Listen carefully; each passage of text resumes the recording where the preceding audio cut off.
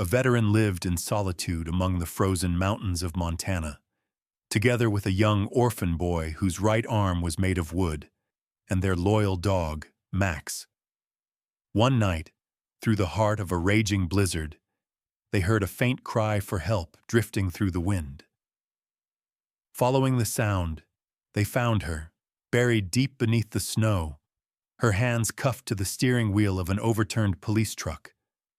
The storm had tried to hide her, but mercy never follows the orders of the weather.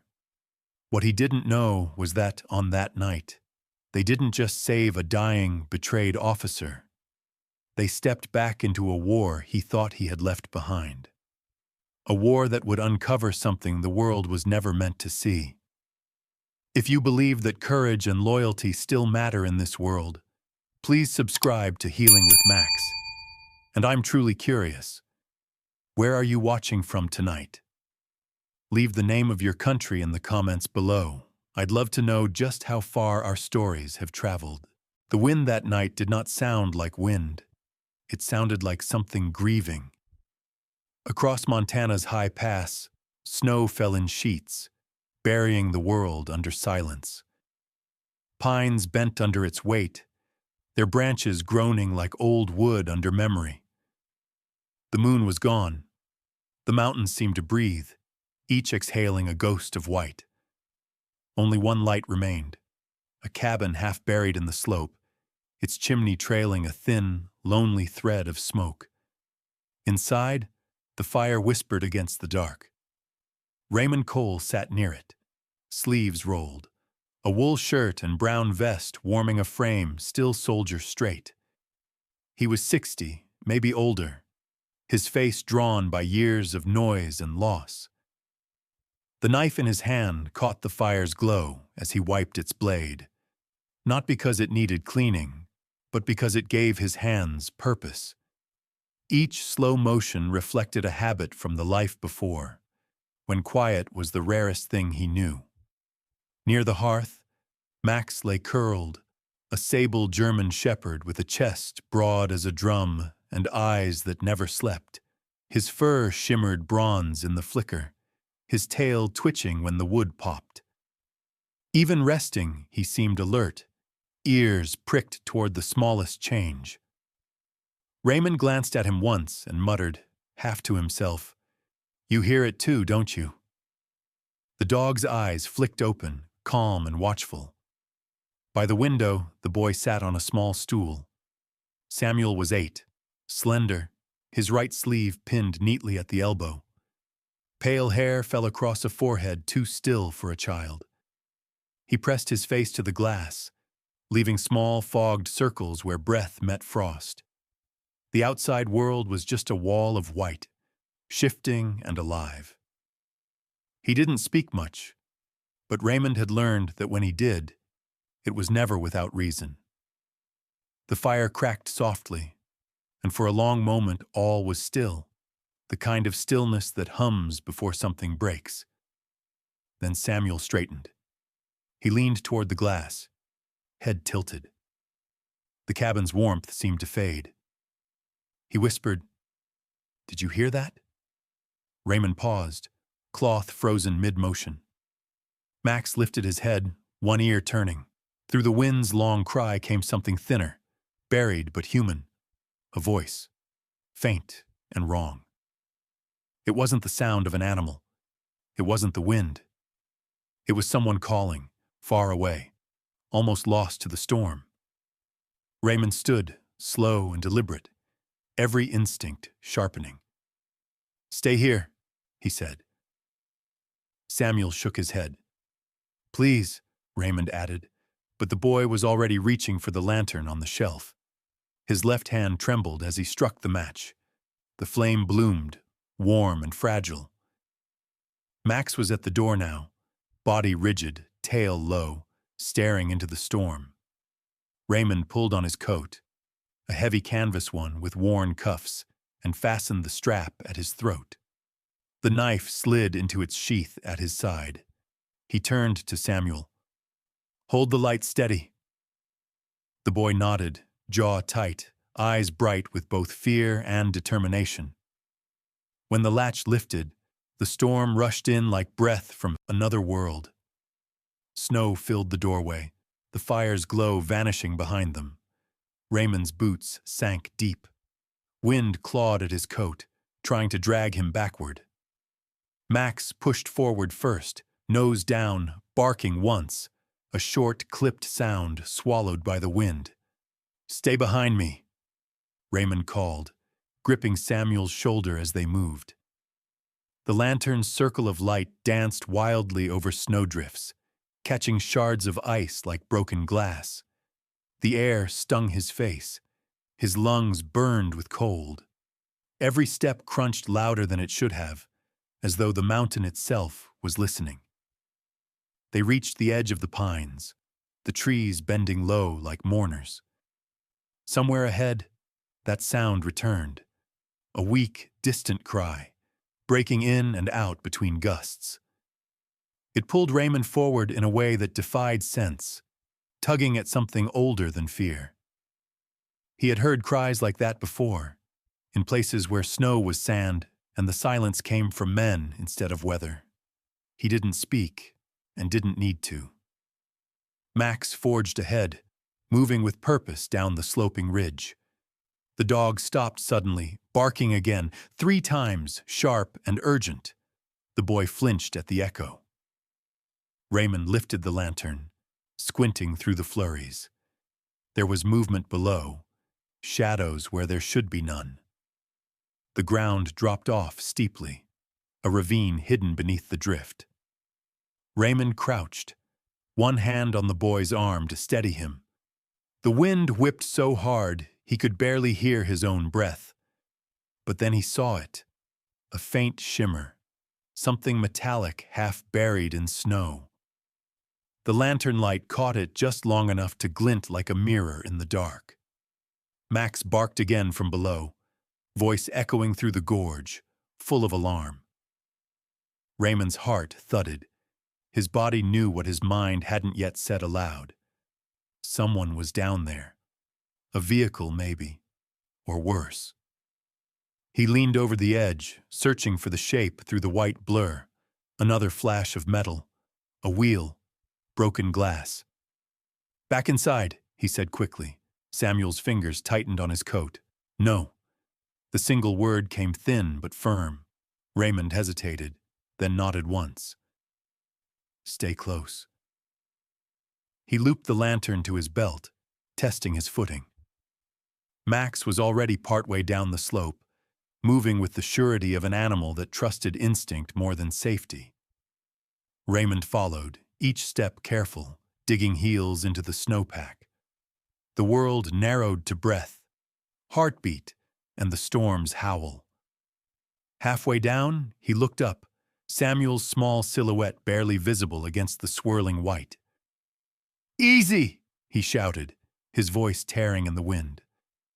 The boy nodded, clutching the rope rail of an old fence that had long since fallen. The storm thickened, turning sky and ground into one.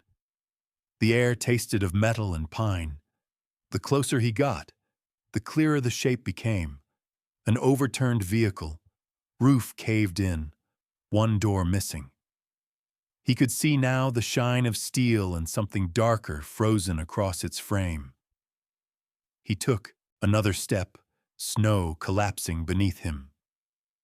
The lantern swung, throwing light over the wreck.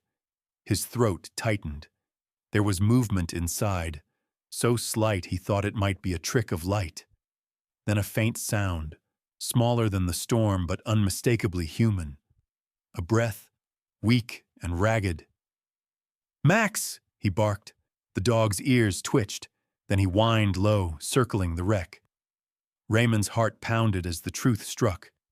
This wasn't a ghost or echo. It was someone still alive.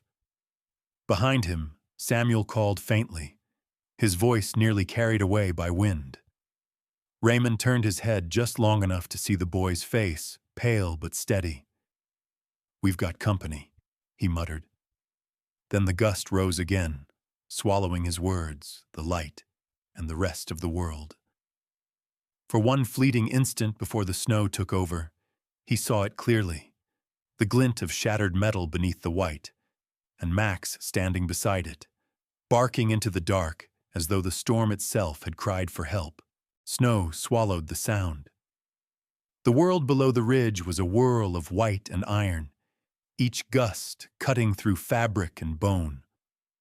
Raymond moved first, boots finding purchase on the frozen slope, one gloved hand gripping the rope he'd tied to a half-buried pine. Samuel followed, small and silent, his face hidden beneath a scarf, the lantern trembling in his single hand. Max led them, bounding through drifts, his dark coat streaked with frost, barking only to keep them anchored to something living in that endless void of noise. The ravine yawned wider with every step, and the wind carried the faint metallic groan of what lay beneath. When they reached the bottom, the light of the lantern spilled across twisted shapes of metal and snow. An overturned police truck lay half buried in ice, its frame bent at a violent angle, tires spinning lazily when the wind shifted. The blue and white insignia was barely visible under a crust of frost. Raymond wiped a gloved hand over the door. It came away stained with a thin line of frozen blood. Through the shattered window, the lantern's glow caught movement, or something close to it. He stepped closer, his breath catching at the sight of a woman hanging upside down in her seatbelt, hair tangled, uniform torn open by shards of glass. One wrist was cuffed to the steering wheel, as though she'd been bound there deliberately. Her face was pale blue, lips cracked, lashes dusted white. A badge glinted faintly on her shoulder. K-9 Unit, Anchorage Police. Raymond pressed 2 fingers to her neck. There. A heartbeat, faint but stubborn. "She's alive," he said, voice hoarse. Behind her, a small cage lay wedged against the rear seat, metal twisted like paper. Inside, 3 tiny bodies, newborn German shepherd pups, barely moved under the thin layer of ice dusting their fur. Their bellies rose just enough to prove life still lingered. Raymond exhaled sharply, the sound torn away by the wind. "Samuel," he said, nodding toward the lantern. "Hold it steady." His old pocket knife snapped open, the blade dull but sure. The seatbelt was stiff with frost, the buckle jammed. His hands shook, not from the cold, but from something older, something in the way she'd been left. He'd seen restraint marks like that before, in deserts and cities that pretended not to know cruelty. He muttered a prayer he no longer believed in and cut her free. Her body dropped lightly into his arms, far lighter than she should have been. Max sniffed her sleeve, whining low in his throat. Raymond knelt beside the pups, tore off his scarf, and lined the cage with it. "Still warm enough to matter," he murmured. Samuel crouched beside him, eyes wide but steady, his breath clouding in the air. The boy reached in carefully, his left hand cupping the smallest pup against his chest. "They're breathing," he whispered. "Then we don't stop," Raymond replied. The climb back was slower. Raymond carried the woman over his shoulder, her limp hand brushing against his coat as though refusing to let go. Samuel trudged behind, clutching the cage, his sleeve flapping empty in the wind. Max circled them, guiding, barking whenever the snow grew too deep or the slope too steep. The world had shrunk to 4 shapes moving through white: the wounded, the weary, the loyal, and the small flame of something human still burning beneath it all. By the time they reached the cabin, dawn was only a suggestion behind the storm. Raymond kicked the door shut, breath ragged, boots leaving trails of melting snow across the floor. "Fire," he said. Samuel moved quickly, feeding logs into the hearth. The flames flared, orange and alive. Raymond laid the woman down near the heat, propping her head gently on a folded blanket. Her skin was icy cold, her pulse thready. Max lay close, his breath fogging over her hands as though willing warmth back into her. The pups, wrapped in towels near the fire, whimpered faintly, their small chests moving in sync with the crackle of birchwood. Samuel knelt beside them, rubbing them dry with careful strokes. He spoke softly under his breath, nonsense words maybe, or prayers of his own. Raymond tore the frozen sleeve of the woman's uniform open. A jagged bruise stretched along her ribs, another across her shoulder. He cleaned a cut on her temple with melted snow, the water running pink across his fingers. For a long time, the only sounds were fire and breathing. Then, slowly, the woman stirred. Her eyelids fluttered. A faint gasp escaped her lips. She looked around without focus, confusion flickering in her half-open eyes. Raymond steadied her, murmuring, "You're safe. Don't move." Her lips parted, but no sound came.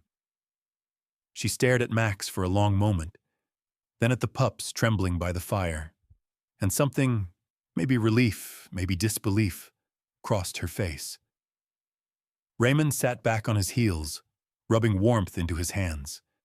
The storm still clawed at the windows, but inside, the air carried a fragile calm. Samuel smiled faintly as one pup pressed against his palm. The woman drifted back into unconsciousness, breath shallow but steady. Raymond leaned closer, adjusting the blanket around her shoulders, and that was when he saw it. Dark stains blooming beneath the uniform, not from the crash, but from fingers. Deep, oval bruises around her arms and wrists, too deliberate to mistake for accident. He stared for a long moment, jaw tight, the firelight catching the scar that ran across his cheek. "Someone did this to her," he whispered, barely audible. His hand hovered above the bruises, then drew back slowly. Outside, the storm howled again, as if warning him to stay silent. But the damage spoke louder. Someone hadn't wanted her rescued. Someone had wanted her gone. By dawn, the storm had quieted into a hush, the kind of silence that feels earned after a long night of fighting to stay alive. Pale light seeped through the frosted window panes, turning the cabin into a muted gold. Raymond sat by the stove, running a hand down Max's back while the fire cracked softly. Beside the hearth, the three pups slept inside an old wool blanket, their breathing shallow but steady. Samuel dozed against the wall, his face pink from the warmth, the lantern still burning low at his side. The woman stirred. At first, it was just a shift in the blanket, a faint sound, half a sigh, half a gasp. Raymond turned, watching as her eyelids fluttered open. Her pupils adjusted to the dim light, searching the room in confusion. When she tried to sit, pain pulled her back down. Her voice came out raw, almost a whisper. "Where?" She didn't finish. Her eyes found Max first. The dog stood, cautious but calm, head tilted slightly. His tail did not wag. He was watching her the way he'd watched Raymond that first winter, ready to act, but willing to wait. She flinched, a reflex carved from memory. But then she caught the stillness in his eyes, the slow, steady rhythm of his breathing. There was no threat there, only recognition. Then Samuel moved closer, carrying a tin cup with both hands, the steam of warm water rising between them. The boy knelt and held it out, his left hand trembling slightly from the weight. His right sleeve hung empty, frayed at the end, but his face held no pity, only concern. The woman looked at him for a long moment, then took the cup. The water touched her lips, and her eyes closed briefly, as if that single sip pulled her back from the edge of something vast and cold. She whispered, "Thank you," though the sound was barely audible. Raymond rose, his movements slow and deliberate. "You're safe," he said simply. "For now?" She nodded, her fingers tightening around the cup as she looked down at her wrists, skin raw and swollen where the metal had bitten deep. For a heartbeat, her expression fractured. The past came rushing back like a gust through an open door. Her name, she remembered, was Luna Weston, 34, Anchorage Police Department, K-9 Division. She could still feel the hum of the patrol truck under her hands, the radio chatter, the quiet rhythm of her partner dog breathing in the back. She had been a handler, a good one. But what came after? Riley's voice on the radio, the detour he ordered, the sudden stop near the ridge, was a blur that refused to fade. She had trusted him. Captain Marcus Riley, her superior, her mentor once, a decorated officer with a smile that looked like truth until it wasn't. She stared into the fire as she spoke, her words slow, brittle. He was running something through the transport routes, shipments that never got logged. I checked the manifests. Dogs were being reassigned on paper, but never arrived at new units.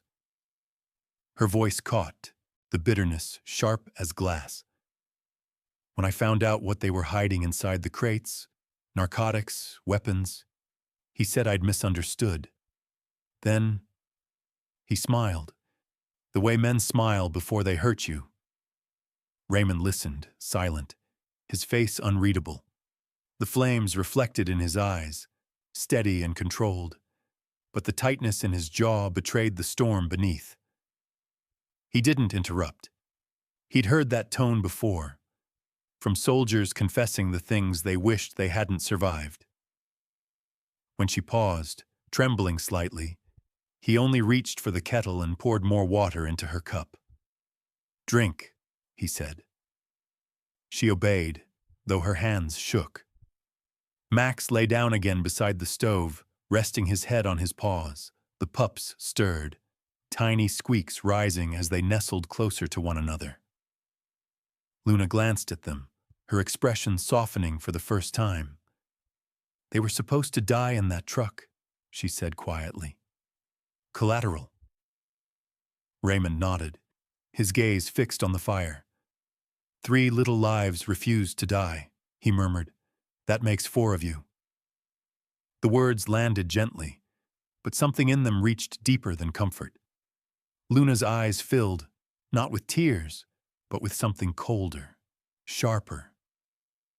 The weight of purpose returned, slow and inevitable. She turned her head toward Samuel, who was now feeding the pups with a small dropper of milk, face set in concentration. "He doesn't talk much, does he?" she asked. Raymond shook his head. "He doesn't need to." For a moment, the cabin held an almost impossible peace. The storm outside was gone, replaced by a faint wind brushing the walls. But Luna's fingers drifted toward the torn jacket that lay folded beside her.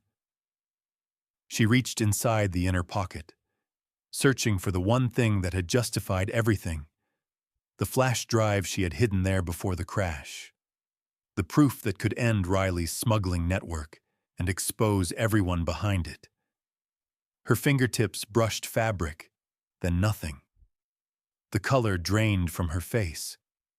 She searched again, faster now, her breath growing shallow. Raymond watched her, reading the shift in her expression before she spoke. "It was here," she said under her breath. "Before the crash." She tore through another pocket, then the lining, empty. The realization settled like ice in her chest. She sank back against the blanket, staring at the floorboards, lips moving but no sound escaping. Max lifted his head, ears twitching, sensing the change. Raymond crouched beside her. "What are you looking for?" Her voice came as a whisper. "Proof. Everything." The lantern flickered as a draft slid through the cracks in the cabin wall. Luna pressed a hand to her mouth, forcing herself to breathe. For the first time since she'd opened her eyes, she looked afraid, not of the past, but of what the storm might have buried and who might already be looking for it. Raymond met her gaze, the faintest flicker of understanding passing between them. He didn't ask more. He didn't need to. Outside, the wind began to rise again, carrying with it the low hum of something returning, a promise or a warning. Morning light bled through the frost, soft and pale.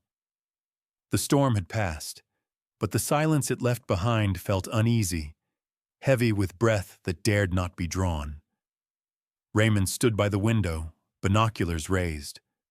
Along the frozen road, a line of fresh tracks cut through the snow, too straight, too recent. He lowered the lenses, jaw tight. "Someone's coming," he muttered. Behind him, Luna sat near the fire, wrapping the pups in a wool blanket. The cabin smelled of smoke and thawed pine. Her fingers stroked the small bodies, lips moving as she whispered names under her breath. "Kodiak," she said to the largest. "Tundra," to the quiet one who burrowed against her knee. And Echo, to the smallest, whose faint heartbeat pulsed against her palm. For a brief moment, the cabin felt warm again. Then her hand brushed a small red collar, bright nylon, faint stitching across its edge. She frowned, tracing it as if it hid something more than it showed. The radio crackled suddenly, sharp as breaking glass. Static filled the air. Then a voice. Flat, official, merciless. "Anchorage PD confirms Officer Luna Weston is presumed armed and unstable. Approach with caution." Luna froze, color draining from her face. The cup in her hand fell and rolled under the stove. "He did it," she whispered. "Riley." Raymond's tone hardened. "Downstairs. Now." He crossed to the wall, lifting the rifle from its hook. "If they think you're dangerous, they'll shoot first." Luna hesitated, then nodded. Samuel clutched the pups to his chest, eyes wide but calm. Max stood by the door, body rigid, ears forward, a low growl building deep in his chest. Through the glass, Raymond saw them. 3 snowmobiles cutting across the white, their engines snarling through the quiet. At their head rode a man with posture too confident for rescue and too slow for panic. Marcus Riley. Even through the frost-blurred distance, his authority carried. A tall man in a dark parka trimmed with fur, face clean-shaven, eyes the color of cold steel. He removed his goggles as he dismounted, flashing a practiced smile that didn't touch his eyes. "Morning, Mr. Cole," he called, voice smooth as the ice beneath his boots. "Heard you've been taking in strays." Raymond stepped outside, boots sinking into the crusted snow. He met Riley halfway, the air between them sharp with cold and mistrust. "Don't get much company up here," he said flatly. Riley's smile widened. "Shame. We're looking for someone. Officer Luna Weston. Dangerous, they say. Mind if we look around?"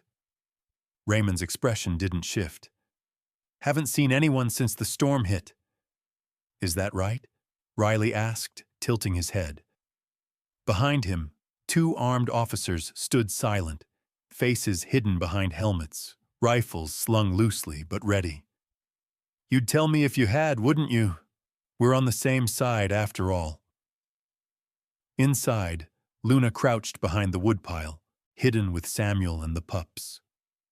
The faint whimper of Echo nearly gave them away, and she pressed the blanket closer, heart pounding so loud she feared the men outside might hear it through the walls.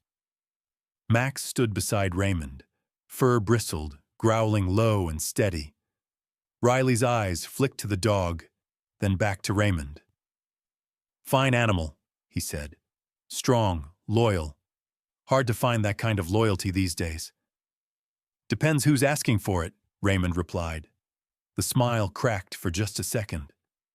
Riley stepped closer, close enough for his breath to frost between them. "Are you always this friendly to visitors?" "Only the ones who lie," Raymond said quietly. A beat of silence passed, the kind that comes before something breaks. Then Riley chuckled, low and dangerous. "Well," he said, "if she shows up, you'll let me know, won't you?" Raymond didn't answer. The snow shifted under Riley's boots as he leaned in, voice barely a whisper now, warm and poisonous. "When the weather clears," he murmured, "I'll burn this place to the ground." Riley straightened, smiled back in place, then turned toward his men. "Mount up," he said briskly. The engines roared again, fading into the distance like wolves disappearing into fog. Inside the cabin, silence returned, uneasy, fragile. Raymond closed the door, his face unreadable. From the inside of his coat, a soft click broke the quiet. The small recorder clipped to his chest pocket blinked red, still running. The growl of engines faded into the distance until all that was left was the moan of wind threading through the trees. Raymond waited by the window until even that sound was gone, then slid the bolt across the cabin door. The quiet that followed was heavier than the storm, thick, expectant, like the air before lightning. He pulled the small recorder from his coat pocket, pressed play, and Riley's voice filled the room. "When the weather clears, I'll burn this place to the ground." The words sounded almost calm, but they carried a promise that left no room for doubt. Luna stood nearby, arms folded, staring at the device as though it were a loaded gun. "That's enough to bury him," she said. Raymond shook his head. "Not yet. Words can vanish in the right hands. We need something they can't erase." He crossed to the corner desk, where an old satellite transmitter sat half-buried under maps. Static pulsed as he adjusted the dials, searching for a secure frequency. "Jensen, you copy?" His voice was low but steady. A moment later, a woman's voice crackled through the speaker. Measured, precise. Special Agent Sarah Jensen, NCIS, mid-40s, sharp-featured, with a voice that carried authority even through static. "Cole," she said, the sound rough but familiar. "I was starting to think you'd retired to a monastery." Raymond allowed himself a short breath that might have been a laugh. "If you call this peace, you haven't met my neighbors." Her tone shifted, businesslike. "Talk." He told her everything. The wreck, the bruises, the frame job, Riley's visit. There was a pause on the other end, long enough for him to hear the faint tapping of her fingers on a keyboard. "I'll pull what I can from Anchorage," she said. "Weather's closing again, but I'll send a chopper the moment it breaks. Until then, stay invisible." "Not my strong suit," Raymond muttered, glancing toward Luna. Jensen caught it. "You never did know when to stand down," she said. Then the line went dead, leaving only static. Outside, the wind began to rise again, swirling flakes against the windows. Raymond turned to Luna. "If he's coming back, you can't just wait to be hunted." He reached for the rifle leaning against the wall and set it down beside her. "You know how to use one of these?" She hesitated, then nodded. "Used to qualify every quarter." "Then let's see what you remember." They stepped into the cold behind the cabin, where the snow lay smooth as paper. Max followed, ears forward, breath puffing in steady clouds. Raymond set up a row of empty cans along the split-rail fence, his movements quiet, methodical. Luna's fingers brushed the trigger guard, tentative at first, then firm. The rifle cracked once, echoing through the valley. The can spun, fell. A ghost of a smile touched her lips. They practiced until her hands stopped shaking. When she lowered the rifle, her breath came slow and even. "You were military," she said. Raymond's eyes narrowed slightly, though there was no denial. "Long time ago," he said. "Doesn't mean I forgot how to survive." He handed her the rifle again. "Neither should you." By dusk, snow had begun to fall again. Inside, the pups whimpered for food. Samuel sat by the stove, feeding them drops of milk from a small tin cup. Max lay beside him, tail flicking gently whenever one of the pups yawned. The warmth of the fire softened the edges of exhaustion, wrapping the cabin in a fragile peace. Luna knelt to help, adjusting the collar around the smallest, Echo. Her thumb caught on a tiny seam near the buckle. She frowned. "Raymond, look at this." He came closer. The stitching was uneven, almost invisible against the red nylon. Luna took her knife and carefully cut along the line.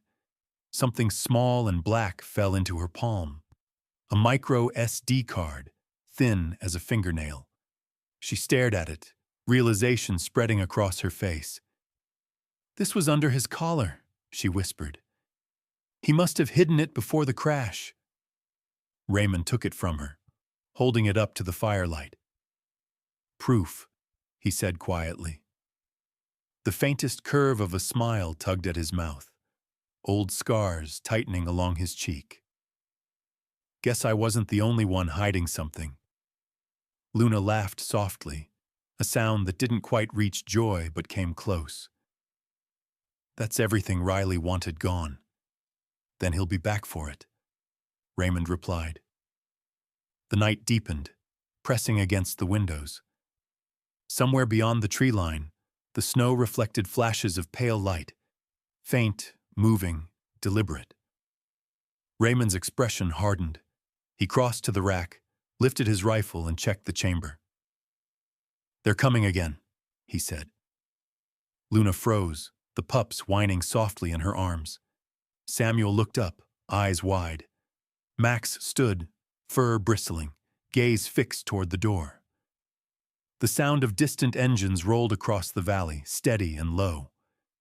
Raymond's voice cut through the fear. Calm, controlled, final. "Get the boy and the dogs below," he said. "No one opens that trap door until you hear my voice." The first gunshot cracked the silence just as the horizon began to pale. The cabin walls shook, snow dust falling from the rafters like breath from an old ghost. Raymond moved fast, pulling the rifle to his shoulder. Outside, voices shouted orders through the storm, muffled by the howl of the wind. Then the door splintered, once, twice, but the hinges held. He exhaled slowly, sighting down the barrel. Every movement was deliberate, every breath calculated. He wasn't aiming to kill, only to delay, to buy the seconds that would matter. Bullets tore into the wood, scattering splinters across the floor. He returned fire, striking the snowbanks near the figures advancing through the fog. The recoil was steady, familiar, like a language his body still remembered, even after years of silence.